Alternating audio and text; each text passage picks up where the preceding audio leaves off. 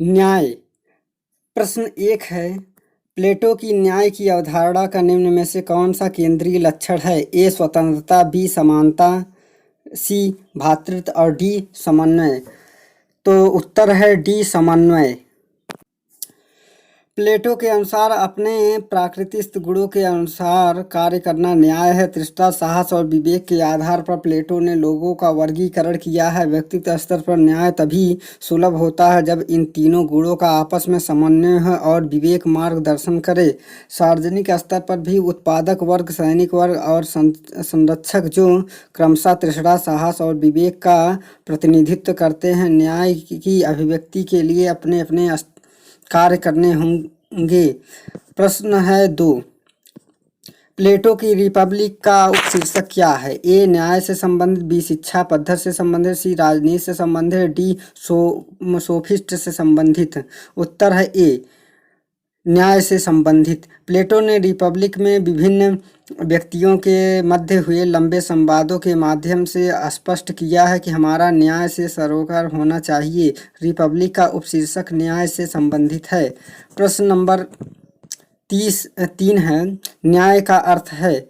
ए कोई भेदभाव नहीं किया जा सकता, बी भेदभाव किया जा सकता, सी राजा की बुद्धि के अनुसार भेदभाव किया जा सकता है, डी बहुमत के अनुसार भेदभाव किया जा सकता। उत्तर है ए कोई भेदभाव नहीं किया जा सकता। सभी प्रकार के भेदभाव का अभाव ही न्याय है। अगस्टाइन के अनुसार न्याय एक व्यवस्थित और अनुशासित जीवन व्यतीत करने तथा उन कर्तव्यों का पालन करने में है जिसकी व्यवस्था मांग करती है। वे आगे कहते हैं कि जिन राज्यों में न्याय नहीं रह जाता वे डाकुओं का झुंड मात्र कहे जाते हैं।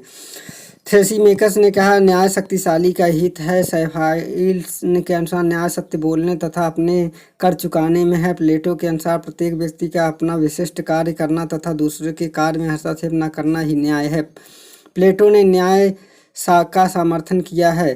तो ए न्याय का सार्वभौमिक सिद्धांत, बी न्याय का शुद्ध विधिक सिद्धांत, सी न्याय का तात्विक सिद्धांत, डी न्याय का उपयुक्त सभी सिद्धांत। उत्तर में सी सही है, न्याय का तात्विक सिद्धांत। प्लेटो ने न्याय के तात्विक सिद्धांत का समर्थन किया है। प्लेटो ने न्याय की अवधारणा को जिस द्वंद्वात्मक प्रक्रिया द्वारा उद्घाटित किया है उसमें न्याय के विधिक और सार्वभौमिक सिद्धांत को समर्थन किया है। प्लेटो का न्याय देश काल से अबद्ध स्वेच्छाचारी दर्शन पर आधारित है जिसे विधि का संरक्षण प्राप्त नहीं है। संपूर्ण न्याय प्रणाली को दार्शनिक राज्य पर आधारित कर न्याय के तात्विक सिद्धांत का समर्थन किया है। प्रश्न नंबर है 5, राजनीतिक न्याय सुनिश्चित होता है? ए विधिक द्वारा, बी संविधान द्वारा, सी राजनीतिक दलों द्वारा, डी निर्वाचक सत्ता द्वारा। उत्तर है बी संविधान द्वारा। राज्य व्यवस्था का प्रभाव समाज के सभी व्यक्तियों पर प्रत्यक्ष या परोक्ष रूप से पड़ता है। सभी व्यक्तियों को समान अवसर समान रूप से प्राप्त होने चाहिए तथा राजनीतिक शक्तियों द्वारा सभी व्यक्तियों को लाभ प्राप्त भी सुनिश्चित होनी चाहिए। यही राजनीतिक न्याय है। इसी की प्राप्त स्वाभाविक रूप से एक प्रजातांत्रिक व्यवस्था के अंतर्गत ही की जा सकती है जिसका आधार संविधान है। प्रश्न में महत्वपूर्ण तथ्य यह है कि राजनीतिक न्याय प्राप्ति से मुख्य साधन वयस्क मताधिकार, सभी व्यक्तियों को भाषण, विचार, सम्मेलन, संगठन आदि की नागरिक स्वतंत्रता, प्रेस की स्वतंत्रता, न्यायपालिका की स्वतंत्रता, भेदभाव के बिना सार्वजनिक पदों हेतु सभी को समान अवसर आदि। राजनीतिक न्याय की धारणा में यह तथ्य निहित है कि राजनीति में कोई कुलीन तथा विशेषाधिकार प्राप्त वर्ग नहीं होगा। प्रश्न नंबर 6 है, राजनीतिक न्याय से तात्पर्य है सभी को ए समान राजनीतिक अधिकार प्राप्त हो, बी समान आर्थिक अधिकार प्राप्त हो, सी समान धार्मिक स्वतंत्रता का अधिकार प्राप्त हो, डी हर प्रकार के भेदभाव रहित समान सुविधा प्राप्त हो। उत्तर है ए सामाजिक समान राजनीतिक अधिकार प्राप्त हो। कथन और कारक, नीचे दिए गए कथन कारक में राज ए है, राजनीति जीवन की सर्वोच्च अच्छाई न्याय है। बी आर है, न्याय व्यक्ति को उसका अपेक्षित प्रदान करता तथा दंड अथवा क्षतिपूर्ति के माध्यम से उसकी त्रुटियों को ठीक करता। तो ए और आर दोनों सही है। ए की व्याख्या आर करता है। प्रश्न नंबर 8 है, प्लेटो का न्याय संबंधी सिद्धांत स्थिर या क्रिया निष्क्रिय, आत्मवादी या अनैतिक, अव्यवहारिक और अमनोवैज्ञानिक या कथन किसका है? ए जोड का, बी सेवाइन का, डी सी पापर का, डी बार्कर का। बार्कर का है। उत्तर है डी बार्कर। प्लेटो ने न्याय के कानूनी आधार न प्रदान करके इसके महत्व को कम कर दिया, इसलिए बार्कर ने प्लेटो के न्याय सिद्धांत को निष्क्रिय, आत्मानुवादी, अनैतिक, अव्यवहारिक और अमानवैज्ञानिक कहा है। प्रश्न नंबर 9 है, राल्स की न्याय की धारणा है। ए समाजवादी, बी उपयोगितावादी, सी समुदायवादी और डी उदारवादी। उत्तर है उदारवादी। जॉन राल्स 1921-2002 20वीं सदी के उत्तराधिकारी परंपरा के अमेरिकी विचारक। उनकी पुस्तक ए थ्योरी ऑफ जस्टिस में न्याय की अवधारणा के विकास में महत्वपूर्ण है। इसमें उन्होंने आज के उदारवादी, साम्यवादी, समतावादी राज्य के अनुसार न्याय का सिद्धांत प्रस्तुत किया है। उनका न्याय सिद्धांत हार्श रूसो की भाषा सामाजिक समझौते पर आधारित है। उनके न्याय सिद्धांत को शुद्ध प्रक्रियात्मक न्याय सिद्धांत कहा जाता है। इसके अनुसार राज्य का कार्य केवल सामाजिक व्यवस्था की सुरक्षा करना नहीं है, बल्कि सबसे अधिक जरूरतमंद लोगों की आवश्यकताओं को उच्चतम सामाजिक आदर्श बनाकर मूल पदार्थ, वेतन, पर संपत्ति, अवसर, अधिकार, स्वतंत्रता तथा स्वास्थ्य, शक्ति, क्षमता को पुनर्वितरण द्वारा उपयुक्त करना है। राल्स के अनुसार न्याय पुरस्कार का सिद्धांत न होकर क्षतिपूर्ति का सिद्धांत है। प्रश्न नंबर 10 है, किसने न्याय को उचितता, फेयरनेस के रूप में किया है? ए ड्यूगी, बी ब्राइस, सी डायसी, डी जॉन राल्स। न्याय को उचितता के रूप में जॉन राल्स ने परिभाषित किया है। प्रश्न नंबर 11, निम्नलिखित में कौन सा समुदायवादी विचारक है? तो A Charles Taylor, B John Rawls, C Macpherson है और डी हेयर। उत्तर है ए चार्ल्स टेलर। समुदायवादी दृष्टिकोण से ऐसी वितरण व्यवस्था का समर्थन करता है जिसमें समुदाय के प्रति व्यक्ति की प्रतिबद्धता पर बल दिया जाता है। चार्ल्स टेलर ने अपनी कृति फिलासफिकल पेपर्स में तर्क दिया है कि विभिन्न व्यक्ति एक दूसरे के कहीं द्वारा इकाई नहीं है। कोई भी व्यक्ति केवल समुदाय विशेष के अंतर्गत ही अपने को शुभ की संकल्पना कर सकता है। प्रश्न नंबर 12 है, एक बेहतर न्यायिक समाज की प्रकृति तथा उद्देश्य न्याय सिद्धांत का मौलिक अंग है। यह कथन किसका है? तो यह कथन ए जॉन राल्स का है। एक बेहतर न्यायिक समाज की प्रकृति तथा उद्देश्य न्याय सिद्धांत का मौलिक अंग है। यह कथन जॉन राल्स का है। जॉन राल्स ने अपनी कृति ए थ्योरी ऑफ जस्टिस में सामाजिक संविदा और कांट के विधि दर्शन को पुनर्जीवित करने का प्रयास किया है। जॉन राल्स ने अपने न्याय सिद्धांत को शुद्ध प्रक्रियात्मक न्याय की संज्ञा प्रदान की है। प्रश्न नंबर 13 है, जॉन राल्स ने अपने न्याय सिद्धांतों को क्या संज्ञा दी है? उत्तर है शुद्ध प्रक्रियात्मक न्याय। शुद्ध प्रक्रियात्मक न्याय। प्रश्न है 14 है, राल्स के अनुसार न्याय के लक्षण है। ए है न्याय समाज का प्रमुख सद्गुण है, बी प्रक्रियात्मक न्याय की प्रधानता, सी सामाजिक न्याय से सरोकार है। उत्तर है डी उपयुक्त में सभी। राल्स के अनुसार न्याय समाज का प्रथम सद्गुण है। यह प्रक्रियात्मक होता है तथा इसका सरोकार सामाजिक न्याय से होता है। समकालीन उदारवादी चिंतक जॉन राल्स ने अपने कृति थ्योरी ऑफ जस्टिस न्याय सिद्धांत में तर्क दिया है कि उत्तम समाज में अनेक सद्गुण अपेक्षित होते हैं, जिसमें न्याय का स्थान सर्वप्रथम है। न्याय उत्तम समाज की आवश्यक शर्त है, किंतु यह उसके लिए पर्याप्त नहीं है। राल्स के अनुसार न्याय की सामान्य प्राथमिक वस्तुओं के न्यायपूर्ण विवरण की समस्या है। ये प्राथमिक वस्तुएं अधिकार एवं स्वतंत्रताएं, शक्तियां एवं अवसर, आय और संपदा तथा आत्म सम्मान के साधन। राल्स ने अपने न्याय सिद्धांत में शुद्ध प्रक्रियात्मक न्याय की संज्ञा दी है। उनका यह अर्थ है कि सर्वसम्मत से स्वीकार किया गया न्याय सिद्धांतों के प्रयोग से जो भी वितरण व्यवस्था अस्तित्व में आएगी वह अनिवार्य न्यायपूर्ण होगी। राल्स ने न्याय की सर्वसम्मत प्रक्रिया द्वारा निर्धारित करते हुए सामाजिक अनुबंध सोशल कॉन्ट्रैक्ट की तर्क प्रणाली अपनाई है। राल्स ने सामाजिक न्याय की स्थापना हेतु भेदभाव मूलक सिद्धांत स्वीकार करके जिसके अनुसार किसी व्यक्ति की असाधारण योग्यता और परिश्रम हेतु विशेष पुरस्कार तभी न्याय संगत होगा जब उसमें समाज के कमजोर वर्ग या व्यक्तियों के अधिकतम लाभ पहुँचे। इसके बाद प्रतिस्पर्धात्मक अर्थव्यवस्था में दृढ़ मानदंड को लागू किया जा सकता है। प्रश्न नंबर 15 है, यह किसने प्रतिपादित किया है कि न्याय सामाजिक संस्थाओं का प्राथमिक गुण है? ए हीगल ने, बी कार्ल मार्क्स ने, सी चार्ल्स टेलर ने, डी जॉन रॉल्स ने। उत्तर है जॉन रॉल्स।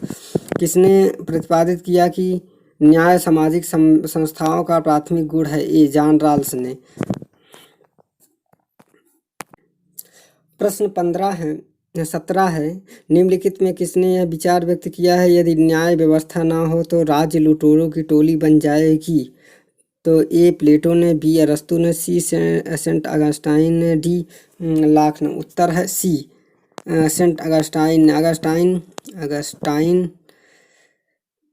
5वीं शताब्दी के प्रारंभ का राजनीतिक दार्शनिक था। यह पहला राजनीतिक दार्शनिक है जिसने लौकिक और धार्मिक क्षेत्रों के बीच सीमा रेखा खींचकर राजनीतिक दर्शन की उपयुक्त सीमाओं की समस्या सामने रखी। ये क्रमशः राज्य और चर्च के क्षेत्र थे। इसके अनुसार राज्य स्वतंत्र मनुष्यों पर स्वतंत्र मनुष्यों का शासन है। अगस्टाइन का न्याय को राज्य का सर्वप्रमुख तत्व माना गया है। इसके अनुसार जिन राज्यों में न्याय नहीं रह जाता वहाँ डाकुओं का झुंड मात्र कहे जा सकते हैं। एक और अन्य स्थान भी कहे, न्याय एक व्यवस्थित और अनुशासित जीवन व्यतीत करने तथा उन कर्तव्यों का पालन करने में है जिसकी व्यवस्था मांग करता है। थॉमस एक्विनस, प्रत्येक व्यक्ति को उसके अपने अधिकार होने का निश्चित और सनातन इच्छा न्याय है। प्लेटो, न्याय मानव आत्मा, उचित अवस्था और मानवीय स्वभाव की प्रकृत मांग है। प्रश्न नंबर 18 है, यदि न्याय को पृथक कर दिया जाए तो राज्य एक लुटेरों की संपत्ति के अतिरिक्त और कुछ नहीं रहा। यह कथन है अगस्टाइन का। जिन राज्यों में न्याय नहीं होता वहाँ डाकुओं का समूह होता है। यह भी कथन है अगस्टाइन का। प्रश्न 20 है, निम्नलिखित में किसने शक्तिशाली का हित ही न्याय है? तो थ्रेसीमेकस का यह कथन है। यूनानी दार्शनिक प्लेटो न्याय के सर्वमान्य निष्कर्ष तक पहुँचने के लिए कुछ दार्शनिकों सेफाइल, ग्लाकान, एडिमेटस और थ्रेसीमेकस के साथ संवाद करता है जिसमें ये दार्शनिक निम्न परिभाषा करते हैं। सेफाइल न्याय सत्य बोलने और अपना ऋण चुकाने में निहित है। थ्रेसीमेकस जिसके पास शक्ति है उसका अधिकार मान्य होता है, अर्थात शक्तिशाली का हित ही न्याय है। ग्लाकन न्याय भय की संतान है। सुकरात न्याय व्यक्तियों का परस्पर संबंध है जो सामाजिक संगठन पर आश्रित अतः समुदाय की संरचना के संदर्भ में इसका अध्ययन उपयुक्त है, व्यक्ति के आचरण की विशेषता के रूप में नहीं। प्लेटो के अनुसार न्याय राज्य का सर्वोच्च सद्गुण है। प्लेटो के अनुसार उत्पादक वर्ग, सैनिक एवं शासक तीनों का अपने अपने कार्य संपादित करते रहना न्याय है, अर्थात उत्पादक वर्ग को सैनिक वर्ग से संरक्षण प्राप्त है और दार्शनिक वर्ग से मार्गदर्शन प्राप्त है। प्रश्न नंबर 21 है, शक्तिशाली का हित ही न्याय है किसने कहा है? तो थ्रेसीमेकस ने कहा शक्तिशाली का हित है। किसके अनुसार न्याय शक्तिशाली का हित है? तो थ्रेसीमेकस इसका उत्तर है। प्रश्न नंबर 23 है, जस्टिस शब्द जस से निकला है। जस का संबंध किससे है? तो सी लैटिन भाषा से जस से संबंध है। जस्टिस शब्द जस से निकला है। जस का संबंध लैटिन भाषा से है। जस का अर्थ कानून या न्याय है। लैटिन भाषा के न्याय को जस्टिसिया भी कहा जाता है। प्रश्न है 24, सामाजिक न्याय की अवधारणा पर निम्न में से कौन बल देता है? ए मार्क्सवादी। उत्तर है मार्क्सवादी सामाजिक न्याय पर बल देता है। सामाजिक न्याय से तात्पर्य यह है कि नागरिक बीच सामाजिक स्थिति के आधार पर किसी प्रकार का भेदभाव न किया जाए, प्रत्येक व्यक्ति को आत्म विकास का पूर्ण अवसर प्राप्त हो। राज्य अपने विधायी तथा प्रशासनिक कार्यक्रमों द्वारा एक ऐसे समाज की स्थापना करे जो समानता पर आधारित हो। मार्क्सवाद के सामाजिक न्याय पर बल देने के कारण ही विश्व के करोड़ों लोगों ने इसे अपनाया है। पंडित जवाहरलाल नेहरू के शब्दों में लाखों करोड़ों लोगों के लिए मार्क्सवाद के प्रति आकर्षण का स्रोत उसका वैज्ञानिक सिद्धांत नहीं वरन सामाजिक न्याय के प्रति उनकी तत्परता है। प्रश्न है 25, सामाजिक न्याय से तात्पर्य है?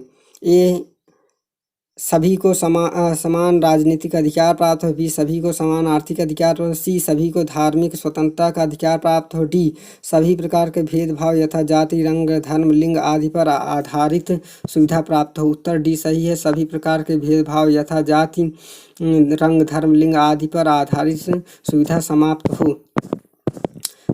अब प्रश्न नंबर 26, अम्बेडकर का सामाजिक व राजनीतिक दर्शन का सर्वाधिक महत्व पहलू क्या है? तो ए कानूनी न्याय, बी आर्थिक न्याय, सी राजनीतिक न्याय, डी सामाजिक न्याय। उत्तर है डी सामाजिक न्याय।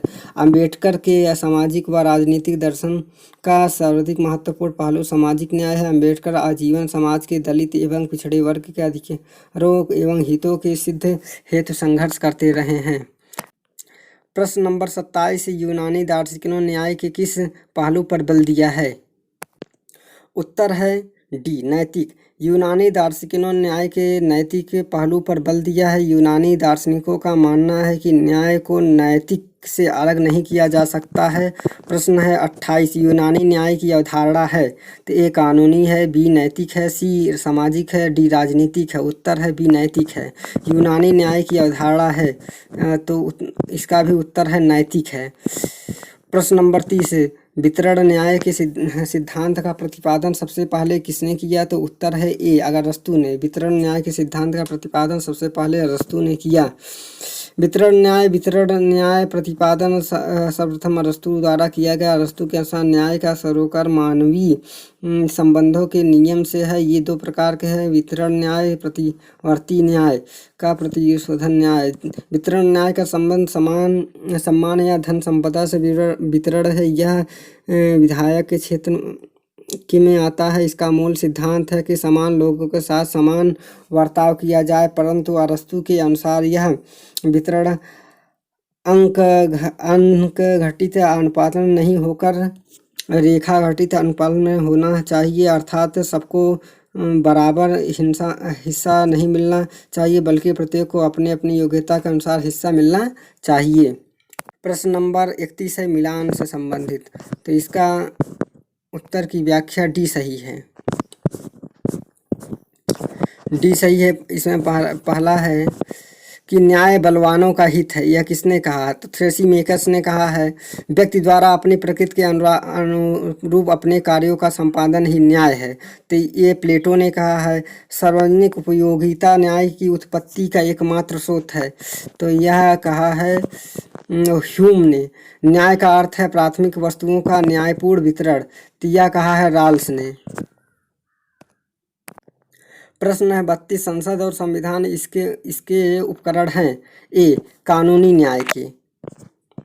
न्याय की ऐसी प्रणाली जिसमें उसे विविध संरक्षण प्राप्त हो और न्यायालय द्वारा उसे लागू किया जाए कानूनी न्याय के अंतर्गत आता है। सामाजिक, आर्थिक और राजनीतिक न्याय को अंततः संसद और संविधान द्वारा ही कानूनी न्याय के रूप में संपरिवर्तित कर संरक्षण प्रदान किया जाता है। प्रश्न है 33, न्याय का वितरणात्मक सिद्धांत प्रस्तुत किया है। तो न्याय का वितरणात्मक सिद्धांत राल्स ने प्रस्तुत किया है।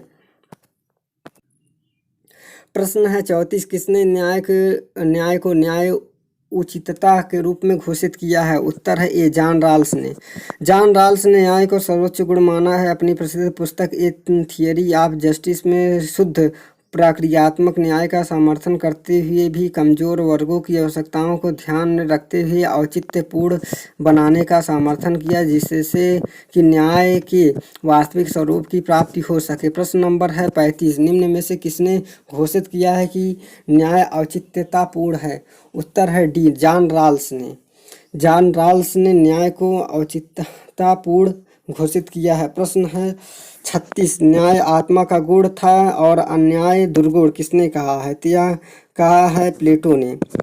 प्लेटो ने न्याय के स्वरूप को स्पष्ट करने के लिए मानव मनोविज्ञान का आश्रय लिया है। न्याय आत्मा का अंतर्निहित गुण है। जब कोई व्यक्ति अपने स्वभाव के अनुकूल कार्य नहीं करता तब वह अन्याय की ओर आवृत होता है।